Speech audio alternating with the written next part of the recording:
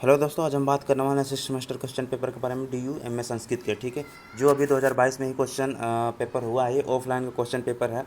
और जो क्वेश्चन हमने बताया थे बिल्कुल सेम पैटर्न से वही आया है। ठीक है, बहुत थोड़ा सा डिफरेंस था जहाँ पे आपको कुछ व्याख्या करने के लिए दे दिया गया था। तो ठीक है, आइए देखते हैं किस तरह के क्वेश्चन आए थे। ठीक है, और हाँ, अगर आप लोग नेक्स्ट 2023 या के लिए तैयारी कर रहे हैं तो देखो सेम टू सेम क्वेश्चन उसी तरह के आने वाले हैं। थोड़ा सा डिफरेंस रहता है जो आपको बीच बीच में मैं बताता रहूँगा। ठीक है, ये इंडियन ओंटोलॉजी एंड एपिस्टेमोलॉजी का पेपर है, जिसे हम दर्शन या तर्क संग्रह के बुक लगी होगी जो आपको पढ़ना होता है। ठीक है, 70 नंबर का पेपर होता है। ठीक है, 75 नंबर का पेपर होता है और 25 नंबर का आपका इंटरनल होता है जो आपको कॉलेज से होता है। और ये 70 में 70 नंबर का होता है। अब BA में क्या होता है, वो 75 नंबर का होता है। ठीक है, तो पहला जो क्वेश्चन आता है जो मैंने बताया था, देखो या तो दर्शन दर्शन लिखने के लिए दे देगा, उसके भाग लिखने के लिए दे देगा, या उसके वर्गीकरण दे देगा, या फिर आस्तिक और नास्तिक सीधे डायरेक्ट दे देगा आपको। ठीक है, तो वही क्वेश्चन आया कि दर्शन शब्द का अर्थ स्पष्ट करते हुए भारतीय दर्शन के सामान्य वर्गीकरण का संक्षिप्त विवरण दीजिए। ठीक है, संक्षिप्त विवरण जो कि आपके तर्क संग्रह की शुरुआत में ही बुक में मिल जाएगा, आपका संक्षिप्त विवरण देना है आपको। ठीक है, आस्तिक नास्तिक को अलग अलग करके आराम से इसको कर सकते हैं। 6 नंबर का क्वेश्चन है, काफ़ी अच्छा क्वेश्चन है ये। पहले देखो, यहाँ DU का अगर बात करते हैं, DU के सिलेबस सेम होते हैं, टॉपिक वाइज क्वेश्चन आते हैं, जो भी आपके टॉपिक लगे होते हैं उधर से ही क्वेश्चन आते हैं। पदार्थ के भी आए थे, गुण के भी आए थे, सभी आए थे क्वेश्चन। सन्निकर्ष और निकर्ष भी आया था जो मैंने आपको पहले बता दिए थे। ठीक है, इसी में और में भी क्वेश्चन एक आया है, एक तत्ववादी अद्वैत वेदांत दर्शन का वर्णन कीजिए। ठीक है, परंतु पहला क्वेश्चन शुरुआत में दर्शन वाला ज़्यादा ईजी है, तो आपने जाहिर सी बात है दर्शन का ही किया होगा। ठीक है, ये भी मैंने बताया था आपको, या तो टिप्पणी करने के लिए या फिर संक्षिप्त इसका सिद्धांत विवेचन करने के लिए दे देगा आपको, कार्य कारणवाद, स्वभाववाद और परिणामवाद। ठीक है, सेम क्वेश्चन है, कोई दिक्कत नहीं है। जो लोग भी अगर अभी नेक्स्ट के लिए तैयारी करें वो नोट्स बना सकते हैं अपने, इसी तरह के ही क्वेश्चन आने वाले हैं। ठीक है, तीसरे क्वेश्चन की बात करें तो यहाँ दिया कि निम्नलिखित में से किन्हीं दो पर संक्षिप्त टिप्पणी लिखने के लिए। ठीक है, तो धर्मी जो हो गया, यहाँ पे दिया गया है प्रत्ययवाद और आरंभवाद। ठीक है, ये भी क्वेश्चन काफ़ी अच्छा आया है।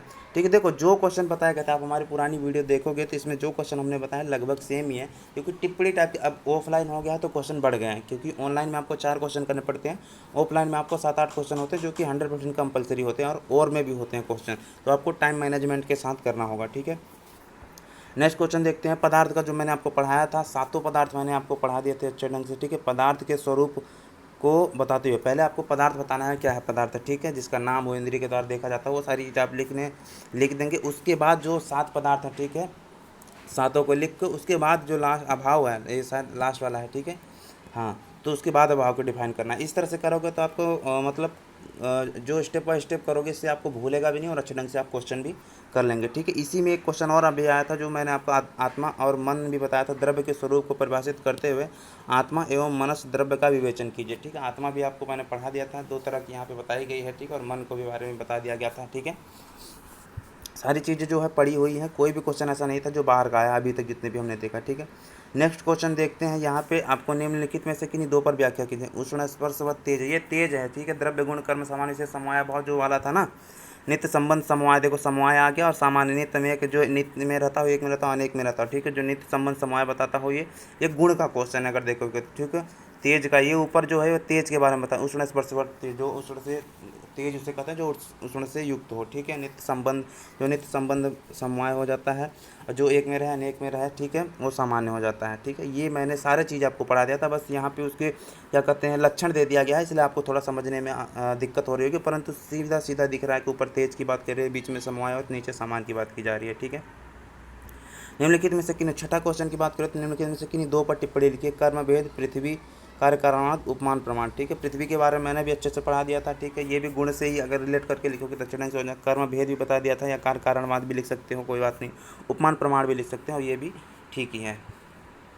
नेक्स्ट क्वेश्चन की बात करें तो सातवां जो बुद्धि के बारे में, ये क्वेश्चन अगर इसकी बात करें तो ये शायद क्वेश्चन ऑनलाइन OBE में भी आया गया था। ठीक है, सर्वव्यवहार हेतु गुणों बुद्धि ज्ञानम। ठीक है, कथन के आधार बुद्धि के स्वरूप का वर्णन विशद कीजिए। ठीक है, बुद्धि को ये लेके आराम से आप इसको लिख सकते थे। ठीक है, क्वेश्चन अगर आपने पढ़ा होगा, मैंने बोला था कि इसके बुद्धि और इंद्रिय सन्निकर्ष और निकर्ष पढ़ लेना, और सेम टू सेम वही क्वेश्चन अब आगे आने वाले हैं। ठीक है, इन में से किन्हीं दो पर व्याख्या कीजिए। ठीक है, उसमें तो सॉरी, ये मुझे लगता है दोनों 2 बार कर दिए हैं। ठीक है, कोई बात नहीं, यहाँ देख सकते हैं। तर्कसंग्रह के आधार पर प्रमा को परिभाषित करते हुए प्रमा के प्रकार बताइए। प्रमा में आप लोग थोड़ा अगर डिस्टर्ब हो सकते थे, परंतु अगर सर्वव्यवहार हेतु गुण बुद्धि जो मैंने अच्छे ढंग से समझा था उसको आप ये कर सकते थे, कोई दिक्कत नहीं है। ठीक है, 8वें क्वेश्चन की बात करें तो यहाँ आपने लिखित में से किन्हीं दो पर क्या कहते हैं, किन्हीं दो की व्याख्या कीजिए। आप्तवाक्य शब्द, आप्तवाक्य भी बता दिया था, कारण त्रिविध हो जाते, समवाय असमवाय निमित्त कारण जो होते हैं यहाँ पर ये भी बता दिया कि व्यभिचारी विरुद्ध, ये सारी चीज़ हेत्वाभास जो पांच होते हैं, ये भी हेत्वाभास को भी मैंने बताया था, हेत्वाभास पढ़ लेना।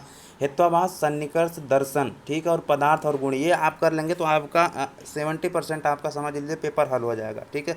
अनुमित करण अनुमानम भी ये आपको मैंने बता दिया था, इसमें 2 करना था। तो आप शब्द जो है किसी आप्त पुरुष या जैसे वेदों में बताया कि वो आप्त वाक्य बोले जाते हैं, ठीक है। 9वें क्वेश्चन की बात करें, निम्नलिखित में से किन्हीं 2 पर टिप्पणी लिखिए। क्षण विधि सन्निकर्ष भी हमने बता दिया था आपको। अन्वय व्यतिरेक लिंग हो गया, व्याप्ति हो गया, पंचावयव, ठीक है। क्षण विधि सन्निकर्ष और पंचावयव भी काफ़ी ईजी है, ठीक है, परंतु व्याप्ति में थोड़ा आपको दिक्कत हो सकती थी क्योंकि व्याप्ति को काफ़ी डिफाइन करना पड़ जाता, इसलिए पंचावयव सन्निकर्ष आपके लिए अच्छा था, अगर उन्होंने किया होगा तो बहुत अच्छा क्वेश्चन, ठीक है। देखो क्वेश्चन जो इसमें आते हैं पैटर्न वही होता है, सेम ही होता है, लिखना होता है, ये लिटरेचर टाइप का क्वेश्चन पड़ जाता है। दर्शन की भी बात करेंगे अगर, ठीक है। तो अगर आप लोग नेक्स्ट की तैयारी कर रहे हैं एग्जाम की, तो देखो आप दर्शन का कर लीजिएगा, पदार्थ कर लीजिएगा, ठीक है, गुण कर लीजिएगा, ठीक है, क्षण विधि इंद्रिय सन्निकर्ष कर लीजिएगा, हेत्वाभास कर लीजिएगा, ठीक है। ये कुछ कॉमन क्वेश्चन होते हैं जो हमेशा पूछे जाते हैं, या तो टिप्पणी के तौर पे पूछ ले जाते हैं, ठीक है। क्षण विधि सन्निकर्ष और पंचावयव, पंचावयव तो नहीं पर क्षण विधि सन्निकर्ष 100% कर लीजिएगा। ये क्वेश्चन ऐसे होते हैं जो अधिकतर जगह आपसे पूछ ले जाते हैं और उसी में से घुमा फिरा के क्वेश्चन पूछ लिया जाता है। बुद्धि उद्धि जो है, स्मृति स्मृति, ये सारी चीज़ें आपको पढ़ लेंगे तो आपका ये पेपर हो जाएगा, ठीक है। आशा करता हूँ कि सारी चीज़ें आपको पसंद आई होंगी। चैनल पे हमारे नए हैं तो सब्सक्राइब जरूर कर लीजिएगा। मिलते हैं फिर किसी नेक्स्ट वीडियो में, तब तक के लिए आप सभी का बहुत बहुत धन्यवाद। Thank you so much all of you.